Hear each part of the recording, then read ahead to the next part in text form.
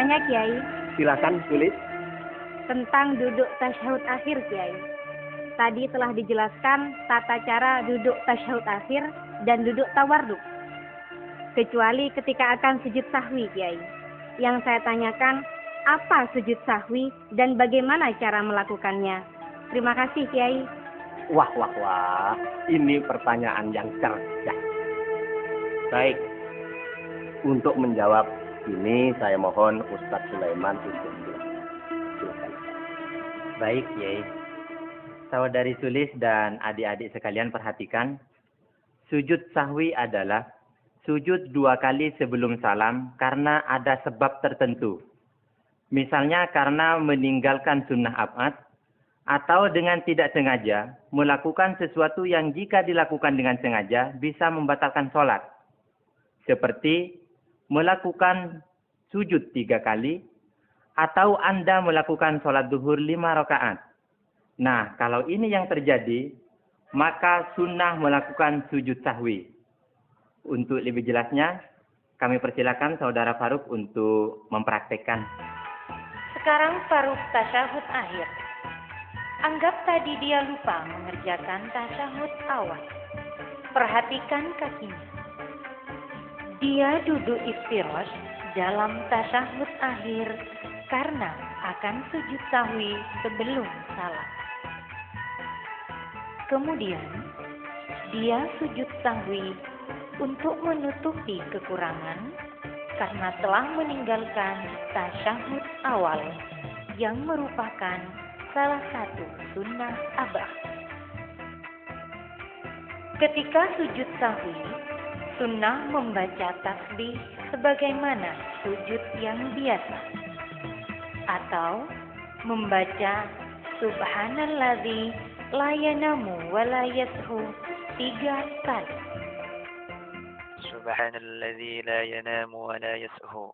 Subhanalladzi la yanamu wa la yashu. Subhanalladzi la yanamu wa la yashu. Allahu akbar. Allahu akbar. Subhanalladzi la yanamu wa la yashu. Subhanalladzi la yanamu wa la yashu. Subhanalladzi la yanamu wa la yashu. Allahu akbar. Assalamualaikum warahmatullahi wabarakatuh. Assalamualaikum warahmatullahi wabarakatuh. Tanya, Kiai. Iya. Bagaimana kalau lupa meninggalkan salah satu rukun sholat, Kiai? Silakan Pak Sanusi, silakan. Baik, Kiai. Begini Pak Qasim.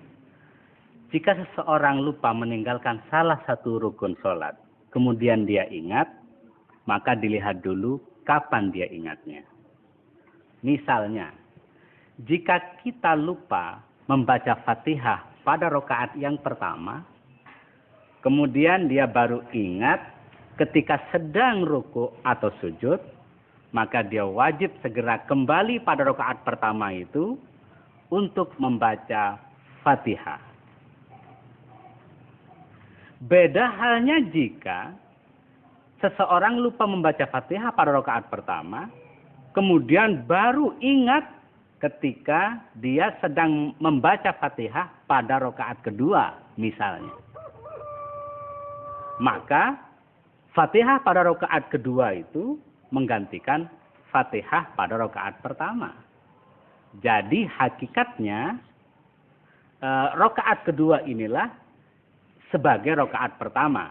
Rakaat pertama dianggap tidak ada karena salah satu rukunnya tertinggal.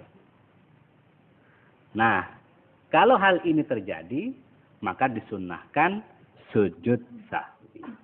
Sebentar Ustaz, saya mau tanya Ustaz. Bagaimana kalau ingatnya setelah salam Ustaz? Setelah salam baru ingat bahwa ada rukun yang tertinggal. Nah, ini bagaimana ini Ustaz? Begini Pak Karsan. Kalau ingatnya setelah salam, maka dilihat dulu kapan dia ingatnya. Apakah jarak antara salam dan ingatnya itu lama atau tidak? Kalau jarak antara salam dan ingat belum lama, maka wajib segera kembali ke dalam sholat untuk menambah rokaat. Karena rokaat yang salah satu rukunnya tidak dikerjakan, dianggap tidak ada. Beda halnya, kalau yang ditinggalkan adalah rukun-rukun yang akhir. Misalnya, setelah salam, dia ingat tidak sujud akhir atau tidak tasyahud akhir.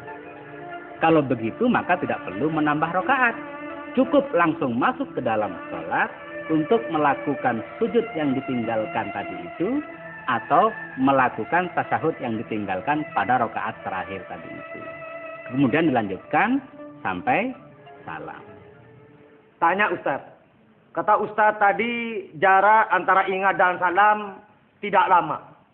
Ukuran tidak lama itu berapa jam Ustadz? Apa 1 jam, 2 jam, atau beberapa jam Ustadz? Tidak jam-jaman begitu Pak Atmo. Begini, mengenai hal jarak ada 2 pendapat ulama. Pertama, ada yang mengatakan bahwa lama tidaknya diukur oleh kebiasaan masyarakat atau dalam bahasa fikihnya disebut urab. Pendapat yang kedua, jarak antara salam dengan ingat masih belum dianggap lama kalau belum melebihi jarak yang pernah dialami oleh Kanjeng Nabi. Begini ceritanya. Suatu hari Rasulullah sholat zuhur. Kemudian setelah Rasulullah mendapat 2 rakaat, tepatnya setelah tasyahud awal, tiba-tiba Nabi salam. Kemudian Nabi berdiri menuju ke pojok masjid. Melihat hal ini, seorang sahabat yang bernama Dzulyazain menghampiri Nabi. Kemudian dia bertanya, "Ya Rasulullah, aqsartas salata am nasir?" Kau mengqasar salat atau kau lupa ya Rasulullah? Rasulullah menjawab, "Kullu dzalik lam yakun." 2 hal itu tidak terjadi. Kemudian Dzulyazain kembali berkata kepada Nabi, "Bal ba'du dzalik qad kan." Salah satu di antara keduanya pasti terjadi. Kemudian Rasulullah menghadap pada sahabat, kemudian beliau bertanya, "As-sadiqun ma qalahu Dzulyazain?" Apakah benar apa yang dikatakan oleh Dzulyazain? Sahabat semua menjawab, "Na'am ya Rasulullah." Nah, mendengar jawaban para sahabat, Rasulullah langsung masuk kembali ke dalam sholat untuk menambah 2 rakaat berikutnya. Sebelum salam, Rasulullah masih menyempatkan sujud sahwi. Nah, jarak menujunya Nabi ke pojok masjid ditambah dengan dialog Nabi bersama Dzulyazain dan sahabat, itu dianggap waktu yang belum lama. Kalau saya hitung-hitung, tidak lebih dari 1 menit. Lebih dari waktu itu dianggap lama. Nah, kalau sudah lama waktunya antara salam dan ingat, ya harus sholat kembali. Sedikit lagi Ustaz. Tadi kan persoalan lupa kemudian ingat Ustaz. Sekarang ragu. Saya sering ragu atau bimbang menentukan bilangan rakaat Ustaz. Ketika salat zuhur, saya sering pakai ragu. Apa sudah 4 rakaat atau masih 3 rakaat? Gimana itu? Kalau ragu-ragu seperti itu, maka ikuti bilangan yang paling sedikit. Misalnya, kita sholat zuhur, kemudian ragu-ragu apakah sudah sholat 4 rakaat atau masih 3 rakaat. Maka ikuti yang 3. bilangan yang paling kecil. Dengan demikian kita masih harus menambah 1 rakaat lagi. Kalau hal itu benar-benar terjadi, maka sebelum salam sunnah sujud sahwi. Kenapa sujud sahwi? Karena sholat kita dianggap cacat. Kenapa dianggap cacat? Karena boleh jadi sholat kita tadi melebihi dari jumlah yang semestinya. Saya teringat mbah-mbah saya dulu. Kata mbah-mbah saya, "Tong." Kalau yang menjelaskan itu orangnya ikhlas, sekalipun persoalannya rumit dan sulit, mudah dimengerti. Bagaimana? Masih ada pertanyaan? Saya Kiai. Tadi yang lupa ditinggalkan adalah rukun dan sunnah abadnya. Sekarang bagaimana kalau sunnah haidnya Kiai? Seperti membaca iftitah, surat-surat dan lain-lainnya. Kalau yang lupa ditinggalkan sunnah hayat, maka tidak boleh kembali untuk melakukannya. Dan tidak perlu sujud sahwi. Masih ada pertanyaan? Saya Kiai. Apa ada perbedaan antara laki-laki dan perempuan dalam tata cara melakukan sholat Kiai? Ini pertanyaan penting. Tolong yang lain perhatikan. Secara pokok, ada 4 hal yang membedakan sholat laki-laki dan perempuan. Pertama, ruku dan sujud. Ruku dan sujud bagi laki-laki, kedua lengannya terangkat dan direnggangkan dari lambung. Sedangkan perempuan, kedua lengannya dihimpitkan ke lambung.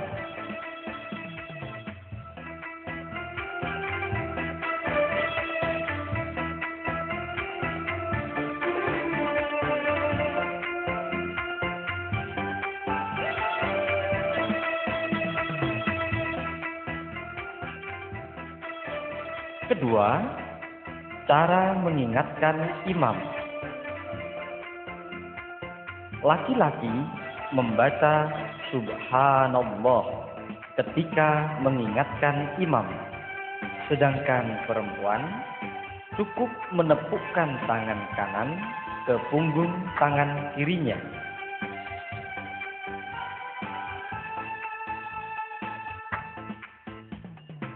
Ketiga, dalam hal menyaringkan suara ketika sholat jahriyah. Ketika sholat jahriyah, laki-laki menyaringkan suaranya. Alhamdulillahi Rabbil Alamin. Sedangkan perempuan melihat situasi.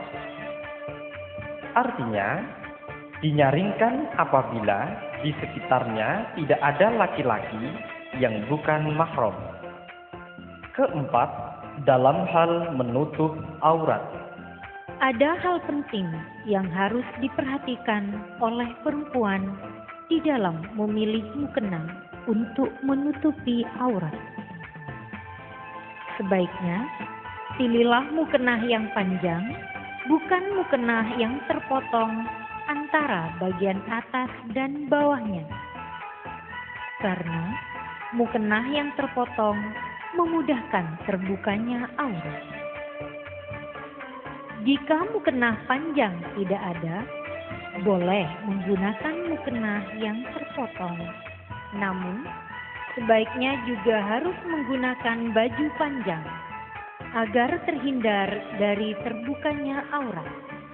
Kalau mukena tidak ada, gunakan pakaian lain yang dapat menutupi aurat perempuan, yakni menutupi seluruh tubuh kecuali wajah dan telapak tangan.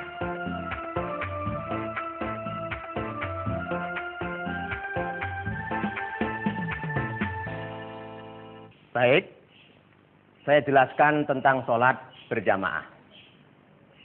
Sholat berjamaah adalah merupakan hal sunnah yang sangat dianjurkan atau sunnah muakkad. Bahkan, sebagian ulama berpendapat hukumnya fardu kifayah atau kewajiban kolektif. Artinya, di setiap dusun, desa, atau kota, wajib didirikan sholat berjamaah.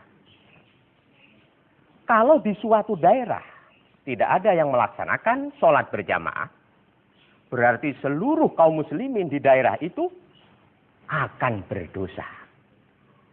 Pemerintahnya berdosa, rakyatnya berdosa, kiainya berdosa, santrinya pun berdosa. Saya tanya, apakah masyarakat Pak Atmo, Pak Karsan, dan Pak Kosim sudah biasa melaksanakan sholat berjamaah? Saya tidak tahu secara pasti, Kiai. Tapi yang jelas masjid di desa saya itu hanya ramai kalau Jumatan dan Lebaran, Kiai. Setelah itu ya sepi, Kiai. Iya Kiai, bahkan hanya tinggal tukang adanya saja Kiai. Masjidnya mega, tapi yang sholat hanya tukang adanya saja Kiai. Masya Allah, memprihatinkan. Kita sering hanya bisa membangun gedungnya saja, tapi gagal membangun manusia. Masjid kita dimegah-megahkan, tapi isinya sepi, penuh kesia-siaan. Orang-orang yang bersemangat untuk senantiasa melaksanakan sholat berjamaah semakin sedikit. Ada orang yang semangatnya ada, tapi ilmunya tidak ada. Sehingga sholat jamaah yang ia tunaikan tidak seperti yang Rasul sampaikan. Inilah sebabnya mengapa saya merasa berkewajiban untuk menjelaskan tentang sholat.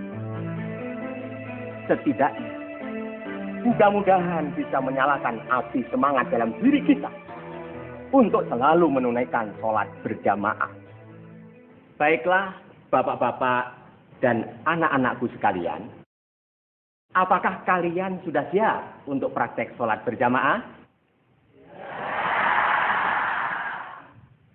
Sebelum praktek, saya mohon Ustadz Sulaiman untuk menjelaskan tentang pengertian sholat berjamaah. Silakan Ustaz. Baik, Kiai. Adik-adik sekalian, sholat berjamaah adalah sholat bersama-sama yang dilakukan oleh sekurang-kurangnya 2 orang. Yang satu sebagai imam dan yang lain sebagai makmum. Setiap orang bisa menjadi makmum, tetapi tidak setiap orang bisa menjadi imam. Oleh sebab itu, di dalam memilih imam, ada tahapan-tahapan yang perlu kita lakukan. Tahap pertama, carilah orang yang paling baik menurut pandangan masyarakat setempat dan diutamakan yang paling paham tentang persoalan-persoalan sholat. Tahap kedua, carilah orang yang paling baik bacaan Al-Qur'annya. Tahap ketiga, carilah orang yang paling warok. Dan tahap keempat, carilah orang yang paling tua di antara mereka.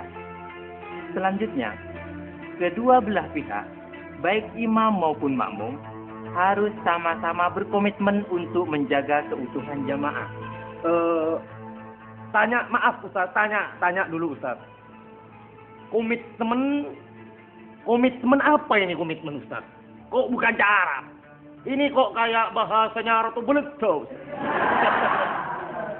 Begini Pak Atmo, berkomitmen maksudnya berniat dan bertekad untuk bersama-sama. Jadi, sholat berjamaah tidak akan terbentuk tanpa ada kesepakatan dari kedua belah pihak. Imam harus berniat menjadi imam dan melaksanakan tugas-tugasnya sebagai imam, dan makmum harus berniat menjadi makmum dan melaksanakan tugas-tugasnya sebagai makmum. Kalau imam tidak berniat menjadi imam, sholat jamaahnya tetap sah. Namun, dia tidak mendapatkan pahala sholat berjamaah. Jadi seperti sholat sendirian saja. Berbeda hanya dengan sholat Jumat. Kalau di dalam sholat Jumat, imam wajib berniat menjadi imam. Karena niat menjadi imam merupakan salah satu syarat sahnya sholat Jumat. Tanya Ustaz Sulaiman, bagaimana dengan makmumnya? Apakah juga harus diwajibkan berniat? Makmum berniat menjadi makmum mutlak diwajibkan, baik di dalam sholat Jumat maupun di dalam sholat berjamaah yang lain. Hanya ada sedikit perbedaan. Kalau di dalam sholat Jumat, niat menjadi makmum wajib dibersamakan dengan takbiratul ihram. Sedangkan niat menjadi makmum di dalam sholat berjamaah yang lain tidak wajib dibersamakan dengan takbiratul ihram. Yang penting, niat tersebut sudah harus hadir di dalam hati sebelum makmum melakukan ruku yang pertama. Nah, dengan berniat menjadi makmum, maka makmum wajib selalu mengikuti amaliyah imamnya. Segala amaliyah makmum, baik berupa ucapan atau perbuatan, harus selalu mengiringi segala amaliyah dari imam. Tidak boleh mendahului, tidak boleh membersamakan, dan tidak boleh tertinggal jauh. Jadi, makmum harus selalu mengiringi imam. Maaf Ustaz, mohon maksud mengiringi diperjelas lebih rinci lagi Ustaz. Baik, agar lebih jelas kami minta Faruk dan 3 orang santri untuk memberi contoh. Ketika takbiratul ihram, makmum hendaknya segera bertakbiratul ihram ketika imam sudah rampung bertakbiratul ihram. Jangan sampai mendahului atau bersamaan dengan takbiratul ihram imam. Kalau ini terjadi, maka sholat makmum tidak sah. Ketika bergerak untuk ruku, makmum hendaknya bergerak untuk ruku ketika imam sudah dalam posisi ruku yang sempurna. Ketika bangkit dari ruku, makmum bangkit dari ruku ketika imam sudah dalam posisi i'tidal yang sempurna. Ketika akan sujud, makmum mulai merunduk untuk sujud ketika imam sudah dalam posisi sujud yang sempurna.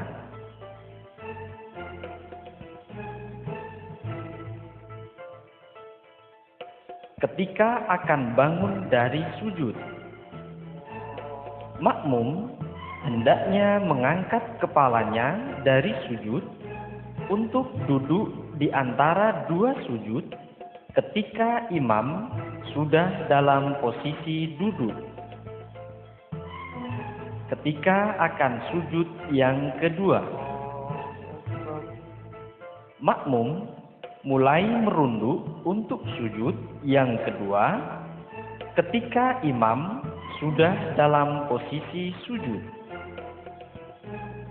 Ketika akan bangun dari sujud kedua menuju rakaat berikutnya,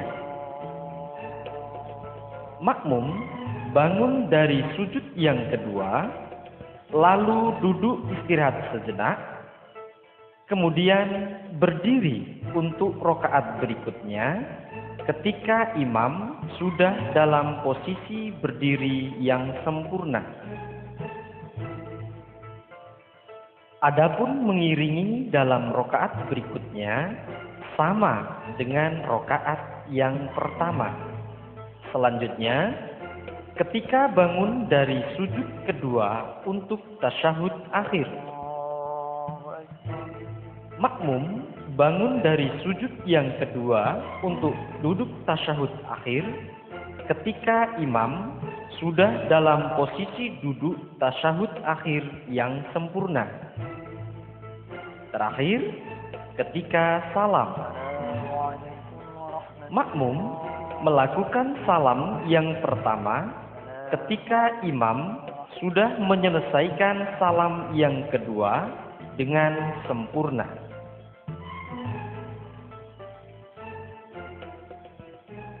Ingat, tunggu imam merampungkan salam yang kedua, baru makmum memulai salam yang pertama. Tidak boleh bersamaan, apalagi mendahului. Bagaimana semuanya? Paham? Ya, itulah penjelasan tentang amaliyah makmum yang harus mengikuti amaliyah imam. Bagaimana? Masih ada pertanyaan? Tanya Kiai. Ya, Suto, silakan. Begini, apakah seluruh amaliyah makmum harus mengiringi seluruh amaliyah imam, Kiai? Apakah itu mutlak? Artinya tidak ada pengecualian, Kiai. Terima kasih. Kiai. Ya, pertanyaan yang bagus. Untuk menjawab pertanyaan Suto ini, saya ingin menunjuk di antara kalian. Hasan. Kecuali Kiai. Kecuali bagaimana? Coba yang jelas. Maksudnya, tidak semua pekerjaan makmum mengiringi imam, Kiai. Ada pengecualiannya, yaitu amin. Makmum membaca amin tidak mengiringi imam, Kiai. Tapi imam dan makmum membaca amin bersama-sama, Kiai. Bagus. Jadi ada satu amaliyah makmum yang tidak harus mengikuti amaliyah imam, yaitu membaca amin. Imam dan makmum membaca amin bersama-sama. Nah, setelah membaca amin, imam jangan langsung membaca surah Al-Quran. Diam sejenak dahulu, sekedar cukup untuk makmum membaca Fatihah. Tujuannya, agar supaya makmum setelah membaca Fatihah bisa menyimak bacaan surah yang dibaca oleh imam. Tanya Kiai, apa yang dilakukan imam pada waktu menunggu makmum membaca Fatihah? Apakah diam saja, Kiai? Pada waktu itu, Pak Qasim, imam dianjurkan membaca doa atau ayat Al-Quran. Tanya Kiai. Winda, silahkan Win. Begini, saya seringkali melihat ada makmum, begitu ia selesai melakukan takbiratul ihram, ia langsung ruku mengikuti imamnya. Otomatis dia kan nggak sempat untuk membaca Fatihah. Padahal setahu saya, Fatihah itu merupakan rukun yang wajib dibaca secara sempurna. Nah, itu gimana Kiai? Ya, silakan Ustadz Wasil, silakan. Begini Winda, makmum seperti itu namanya makmum masbuk Fatihah, yaitu makmum yang tidak punya cukup waktu membaca Fatihah bersama-sama dengan imam. Sedangkan makmum yang punya cukup waktu membaca Fatihah dengan sempurna disebut makmum muwafiq. Makmum masbuk yang tidak punya waktu membaca Fatihah atau punya waktu tapi tidak cukup untuk menyelesaikannya, maka bacaan Fatihahnya atau sisa bacaan Fatihahnya ditanggung oleh imam. Begini Ustaz, apakah tidak gugur rakaatnya makmum masbuk yang tidak ada Fatihahnya? Atau ada Fatihahnya akan tapi tidak selesai? Gimana? Tidak gugur, asalkan makmum masbuk tersebut masih mengikuti ruku bersama-sama dengan imam. Maaf Kiai, tanya Kiai. Pertanyaan saya adalah kapan waktu yang tepat bagi saya untuk bangkit untuk menambah rakaat itu, Kiai? Kapan itu? Baik. Ketika imam telah menyempurnakan salam yang pertama, sebetulnya Pak Karsan sudah boleh bangkit untuk menambah rakaat. Tapi sunnah dilakukan itu apabila imam telah menyempurnakan salam yang kedua. Ingat, jangan bangun sebelum imam menyempurnakan salam yang pertama. Karena itu bisa membatalkan sholat. Bagaimana Pak Karsan? paham, Kiai. Sebelum praktek sholat berjamaah, perlu saya ingatkan tentang imam dan jarak antar shaf. Pertama, tentang imam. Imam sebaiknya orang yang berakhlakul karimah dan sholih. Menjadi imam karena Allah. Imam harus laki-laki. Kalau makmumnya laki-laki atau ganti. Kalau semua makmumnya perempuan, imamnya boleh perempuan. Imam tidak sedang bermakmum kepada imam yang lain. Imam jangan terlalu cepat dan lambat ketika melakukan amaliyah salat. Imam sunnah meringankan sholatnya dengan tetap melakukan sunnah abad dan haid. Kedua, tentang jarak antar shaf. Untuk mendapat fadilahnya sholat berjamaah, jarak antara imam dan makmum tidak lebih 3 zirah atau 144 cm.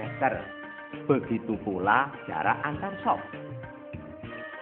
Shaf harus lurus dan rapat. Shaf yang lowong segera diisi. Meskipun oleh makmum yang berada pada shaf di belakangnya.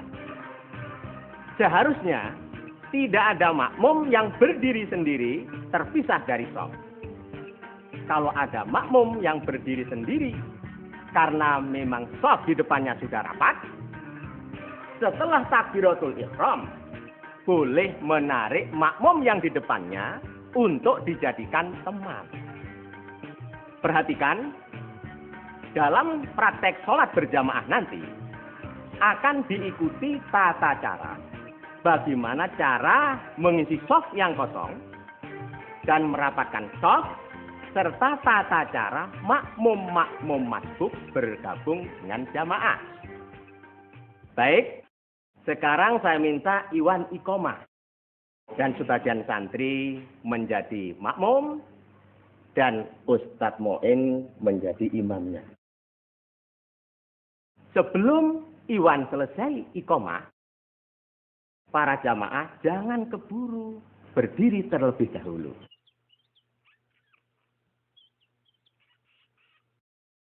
Allahu Akbar, Allahu Akbar. Asyhadu an la ilaha illallah. Asyhadu anna Muhammadar Rasulullah. Hayya 'alas shalah, hayya 'alal falah. Qad qamatis shalah, qad qamatis shalah. Allahu Akbar, Allahu Akbar. Inilah praktek sholat subuh berjamaah. Perhatikan cara membentuk shaf. Mulailah dari samping kanan imam, kemudian kiri, kanan lagi, kemudian kiri, begitu seterusnya.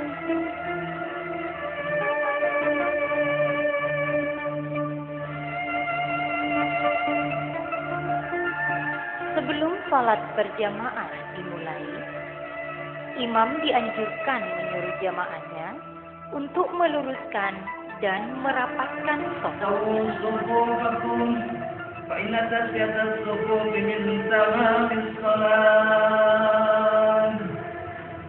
Diuruskan dan rapat.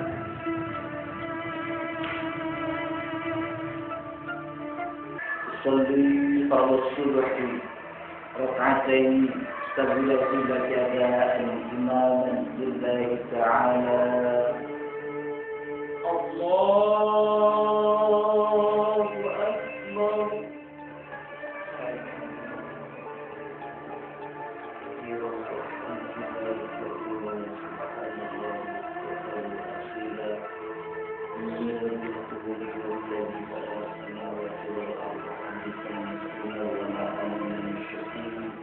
إن صلاتي وسكتي ومحياي شريك له وبذلك أمرت وأنا من المسلمين. أعوذ بالله من الشيطان الرجيم. بسم الله الرحمن الرحيم. Seorang makmum meninggalkan jamaah karena batal. Seorang makmum di belakangnya segera mengisi saf yang kosong di depannya. Spontan, saf di belakangnya merapatkan diri.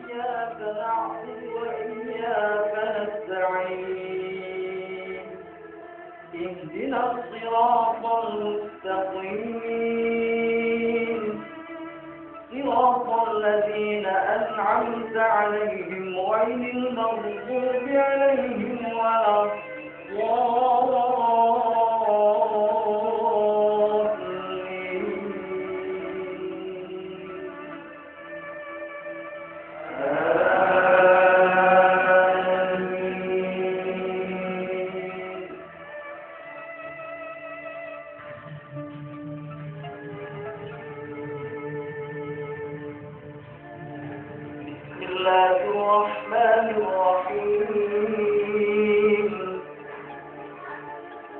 والشمس وضحاها والقمر إذا تلاها والنهار إذا جلاها. Seorang makmum masbuk bergabung dengan imam dalam rakaat pertama ketika imam ruku. Setelah takbir, dia tidak perlu bersedekat karena tidak ada waktu untuk itu, melainkan langsung rukuk mengikuti imam. Baginya dianggap menutupi rakaat karena masih mengikuti ruku imam. سبحان ربي العظيم وبحمده سبحان ربي العظيم وبحمده سبحان ربي العظيم وبحمده. Seorang makmum masbuk bergabung dengan imam dalam rakaat pertama pada saat imam akan sujud. Setelah takbir, dia langsung sujud mengikuti imam. Dia dianggap tidak menutupi rakaat karena tidak mengikuti ruku imam. Baginya, wajib meneruskan sholatnya dengan melakukan satu rakaat setelah imam salam.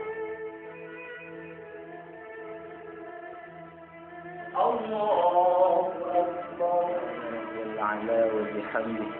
سبحان ربي الأعلى وبحمده سبحان ربي الأعلى وبحمده. الله أكبر.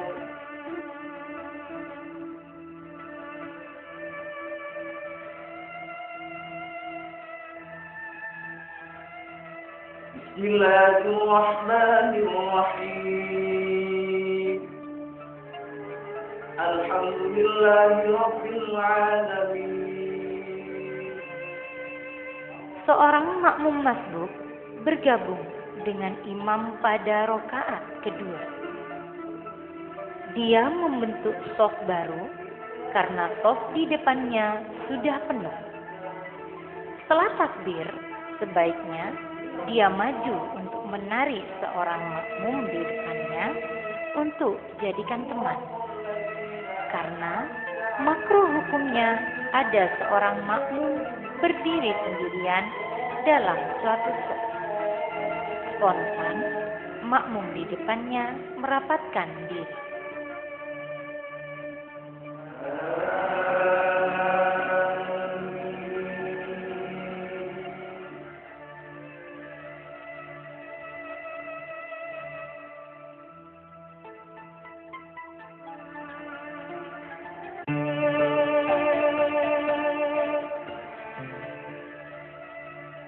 اللهم اهدنا فيمن هديت وعافنا فيمن عافيت وتولنا فيمن توليت وبارك لنا فيما أعطيت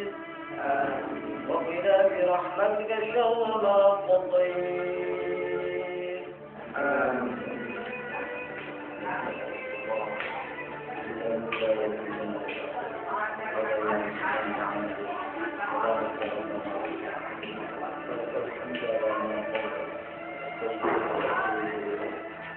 صلى الله على سيدنا محمد النبي الأمي وعلى آله وصحبه وسلم.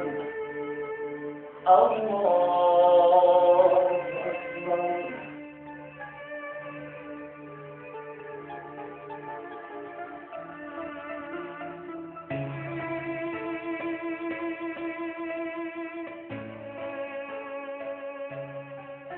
الله أكبر.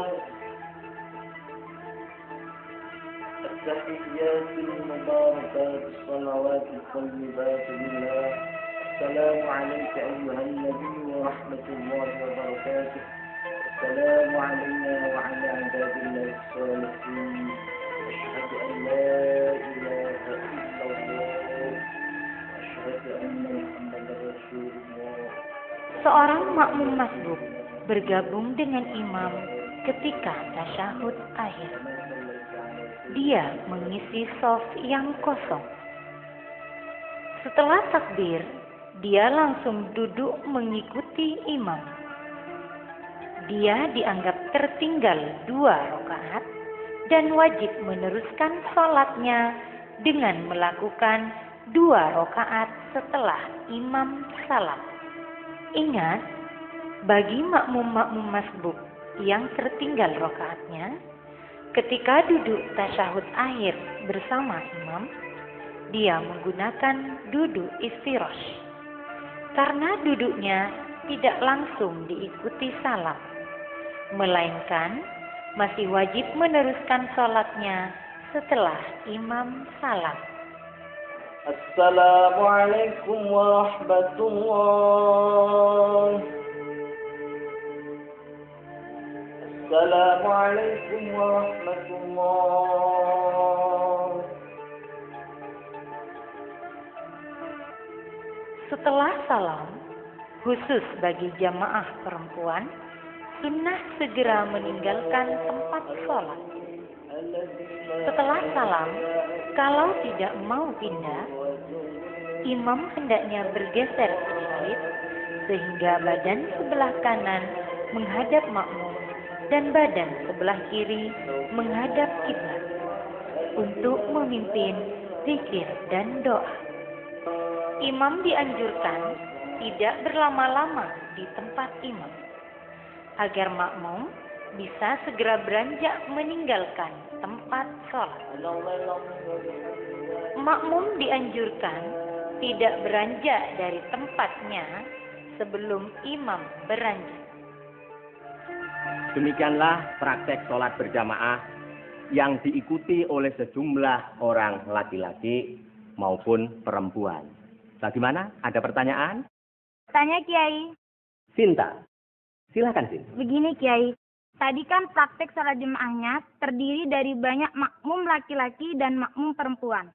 Nah sekarang bagaimana jika sholat jemaah itu hanya terdiri dari perempuan saja, baik makmum maupun imamnya? Baik, untuk lebih jelasnya, mari kita lihat praktek sholat berjamaah yang semua makmum dan imamnya perempuan. Sebagian santri putri, saya mohon untuk memberikan contoh.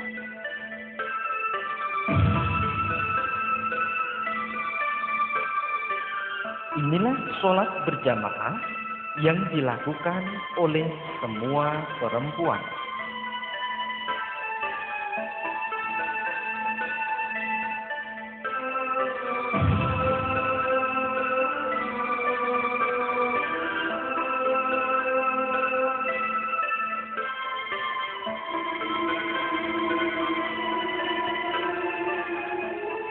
Perhatikan imamnya.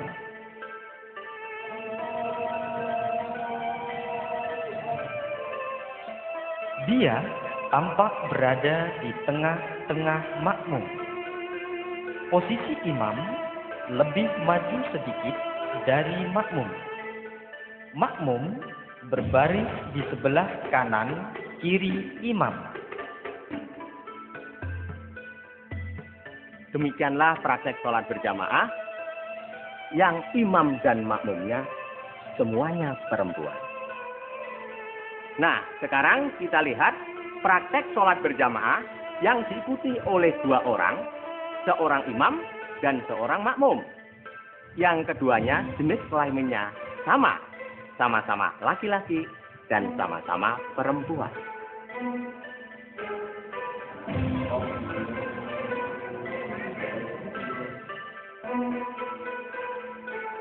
Caranya, makmum berdiri di sebelah kanan imam dengan posisi agak mundur, sehingga jari-jari kaki makmum sejajar dengan tumit imam.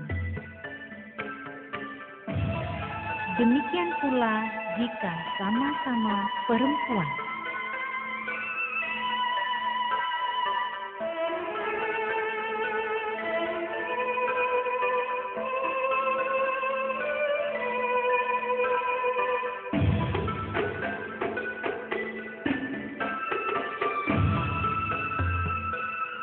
Kalau kemudian datang seorang makmum yang sama jenis kelaminnya, maka makmum yang baru datang itu berdiri di sebelah kiri imam dengan posisi seperti makmum yang telah ada di sebelah kanan imam. Demikian pula jika perempuan.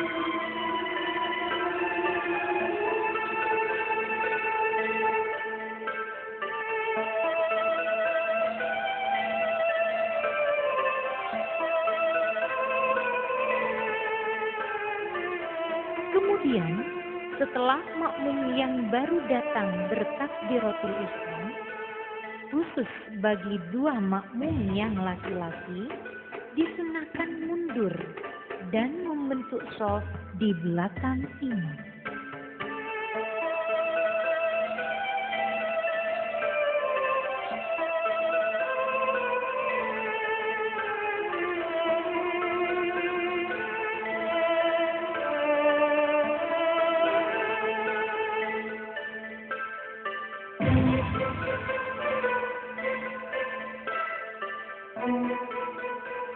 Sedangkan bagi makmum perempuan tidak dianjurkan mundur, jadi tetap pada posisi semula.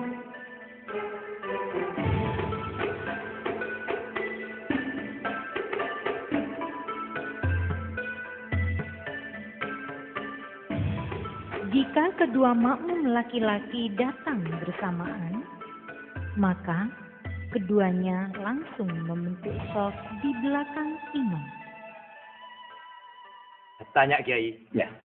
Bagaimana kalau imamnya saja yang maju, makmumnya tetap saja? Bagaimana Kiai? Itu boleh-boleh saja Pak Karsan. Cuma kalau tempatnya itu memungkinkan, lebih baik makmumnya yang mundur. Itulah salah satu contoh.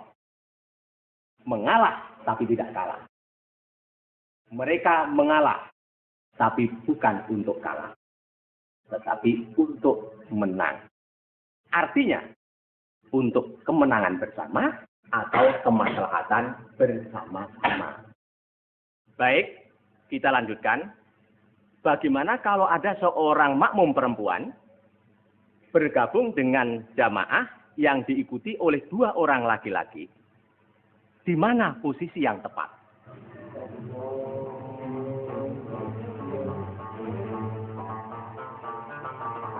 Posisi yang tepat bagi seorang perempuan itu berdiri di sebelah kanan imam, lurus di belakang makmum laki-laki.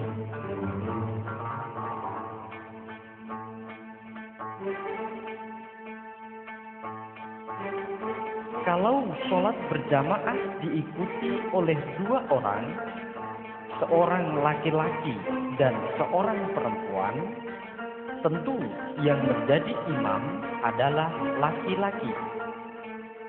Maka seorang makmum perempuan berdiri lurus di belakang imam.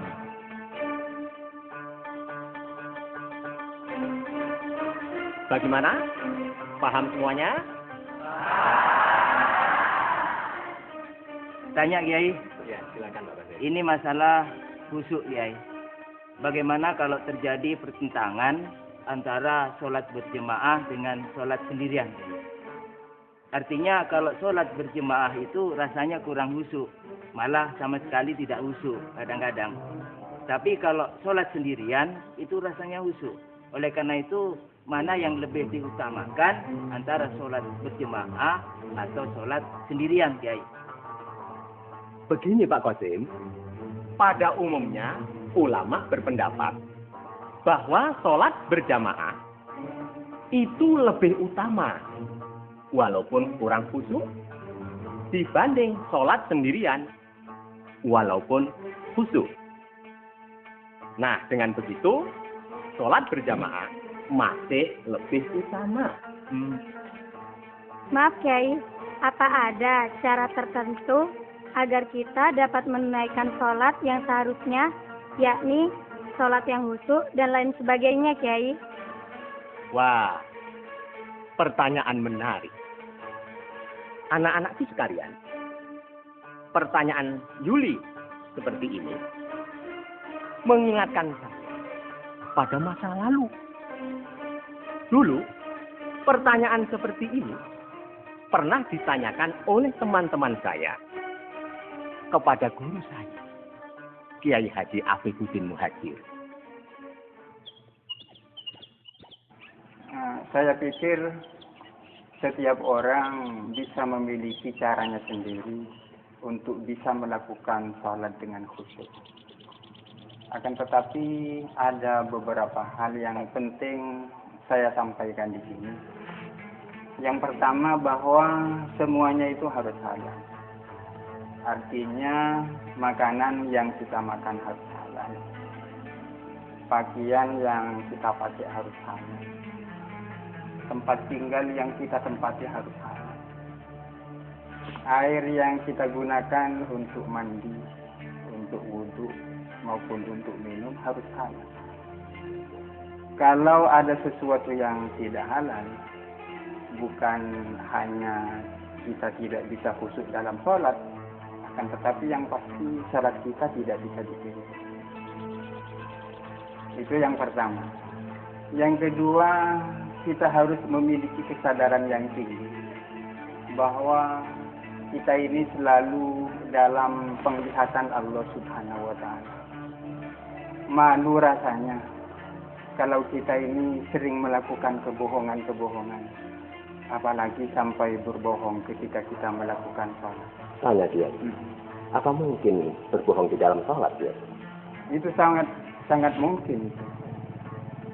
Seringkali pikiran kita, hati kita berisi sesuatu yang jauh berbeda dengan yang kita ucapkan. Itu kan bohong. Iya. Misalnya di dalam doa iftitah kita membaca inni wajjahtu wajhi, aku menghadapkan wajahku, maksudnya hatiku. Inni wajjahtu wajhiya lillazi fatara samawati, aku menghadapkan hatiku kepada Zat yang menciptakan langit dan bumi. Mulut kita ngomong seperti itu, tapi seringkali yang ada dalam pikiran kita, yang ada di dalam hati itu adalah sesuatu yang lain. Itu kan kita bohong. Agar supaya itu tidak terjadi, maka caranya kita harus selalu merenungkan makna-makna daripada bacaan-bacaan yang kita baca di dalam sholat. Sudah barang tentu renungan itu tidak bisa kita lakukan terkecuali kalau kita paham terhadap bacaan-bacaan. Itu yang kedua. Yang ketiga, kita perlu sadar bahwa di dunia ini tidak ada aktivitas sehari-hari yang kita lakukan yang lebih penting dari salat. Kenapa demikian? Bukankah kita ini oleh Allah diciptakan untuk ibadah kepadanya? Sementara induk daripada ibadah adalah salat. perlu juga kita membayangkan bahwa sholat yang sedang kita lakukan ini merupakan sholat kita yang terakhir. Oleh karena itu harus berkualitas. Karena siapa tahu setelah ini kita mati. Kemudian setelah kita salam, assalamualaikum, assalamualaikum. Kita harus dalam posisi antara optimis dan pesimis. Artinya kita jangan terlalu optimis, tapi juga jangan terlalu pesimis. Maksudnya kita harus prihatin. Jangan-jangan sholat yang barusan kita lakukan tidak diterima oleh Allah. Akan tetapi kita tetap punya harapan, mudah-mudahan saja. Suatu hal yang perlu disyukuri bahwa persoalan pentingnya khusyuk di dalam sholat ini banyak juga dibicarakan orang. Bukan hanya di kalangan para kiai dan para santri. Bahkan di kalangan para seniman pun. Salah satu contohnya adalah Raja Dangdut, Bang Haji Umairah, juga ikut berbicara tentang itu. Sangat beruntung orang beriman yang di dalam salatnya khusyuk. Lalu apa salat khusyuk itu? Barangkali kalau bahasa kerennya khusyuk itu konsentrasi kepada apa yang kita ucapkan. Sebagaimana kita tahu bahwa salat itu terdiri dari rukun qauliyah, rukun fi'liyah. Orang yang salat khusyuk itu adalah dia harus memahami apa yang dia ucapkan, mengerti apa yang dia ucapkan, dan kedua mengakui, menyadari hakikat apa yang dia ucapkan tadi. Misalnya salah satu contoh di dalam doa iftitah kita mengenal bacaan Allahu Akbar kabira walhamdulillahi katsira subhanallahi bukratan wa asila ila akhir. Di situ orang yang khusyuk adalah orang yang harus mengerti apa arti daripada qauliyah tadi. Allahu Akbar kabira. Allah Maha Besar dengan segala kebesaran. Walhamdulillahi katsira. Dan segala puji bagi Allah dengan sebanyak-banyak pujian. Nah, ketika dia mengucapkan lafaz Allahu Akbar kabira, dia mengerti artinya bahwa Allah Maha Besar dengan segala kebesaran, dan saat yang sama pula dia menyadari bahwa begini besarnya alam semesta. Begini besarnya jagat raya. Dan semua ini adalah ciptaan Allah Subhanahu wa taala. Demikianlah cara khusyuk yang pernah dijelaskan oleh guru saya, Ki Haji Afifuddin Muhajir.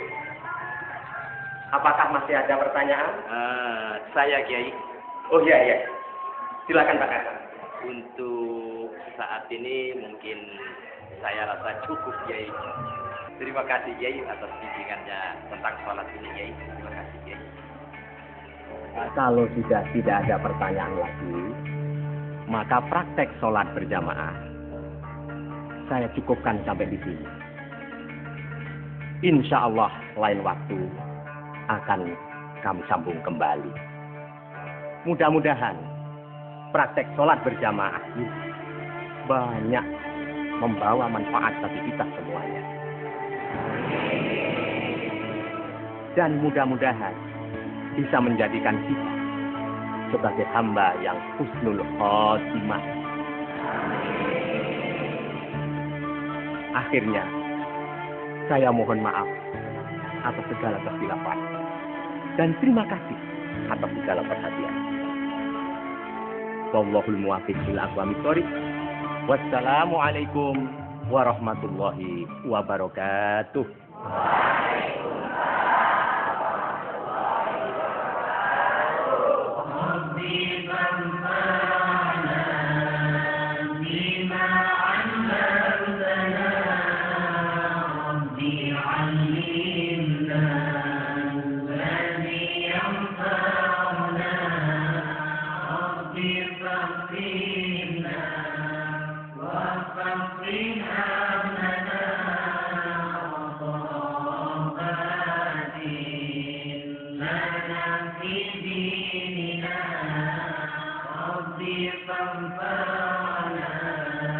بما علمتنا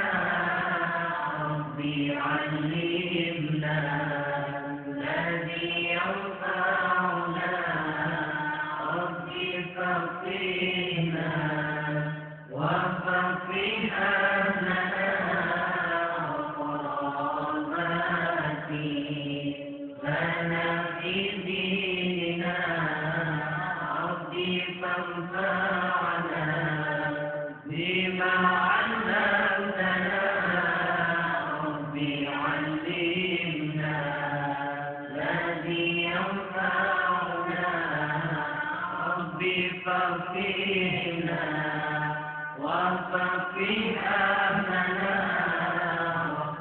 وقراباتي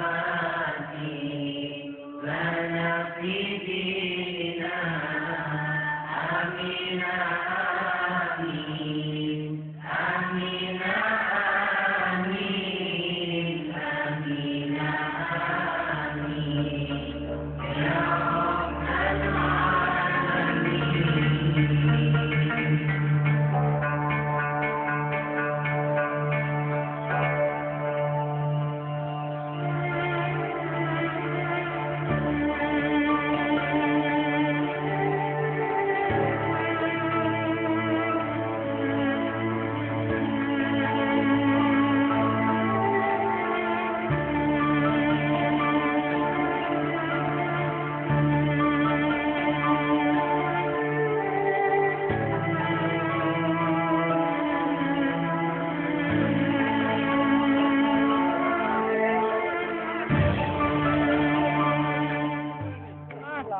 Kalian ke Jawa. Ngapain ke Jawa? Ke Jawa ngaji. Ngaji sama siapa? Ngaji sama Ki Zuhri, pondok pesantren Ngaji. Rajo. Mondok ngaji daftar. Sudah mau menghadap kubur baru ngaji. Ini sholatnya mau kamu ini salah semua. Salah. Kamu salah kamu mondok dua hari. Coba kayak dahnan. Takbiratul ihram kayak orang main bola voli ini begini. Itu becaknya. Becaknya mau bayar dulu mau. Becaknya mau. Nih, sangkutnya. 2.000 kurang, Pak. Apanya kurang-kurang kamu? Kasih berapa sih, Mo? Berapa sih? Berapa orang kurang kamu? Nih, ini dekat nih. Nih kelihatan ini. Ini kelihatan ini. Langit saja kelihatan. Tambahi mo. Ya sudah. Kasih 2.000. Nih. Dengarkan lagi. Nih. Dan ada yang benar sholatnya nih. Coba dengar dulu. Apanya yang enggak benar? Ini kalau takbiratul ihram kayak Allahu Akbar. Allah. Lari malaikat keliru itu. Ini yang benar ya. Ini tangan, kedua tangan dengar. Coba lihat gimana ini. Melurusi telinga. Ini 2 hari sholat. Coba kalau saya apa aja? Kalau kamu ini juga salah. Kalau mendekap ini kayak orang kedinginan begini. Ini salah juga. Yang benar gini. Ini yang benar ini. Baru 2 hari sudah berani menyalahkan Ki Sutram. Coba apalagi dengan kamu dulu. Tangannya nih begini. Enggak ada yang benar. Semua. Makanya jangan belajar di sawah seperti ini. Di mana? Rumah saya. Ada keputan lagi. Ayo. Kopi hangat. Ada hotel kan? Ayo. Sholatnya berat. Pakaian saya.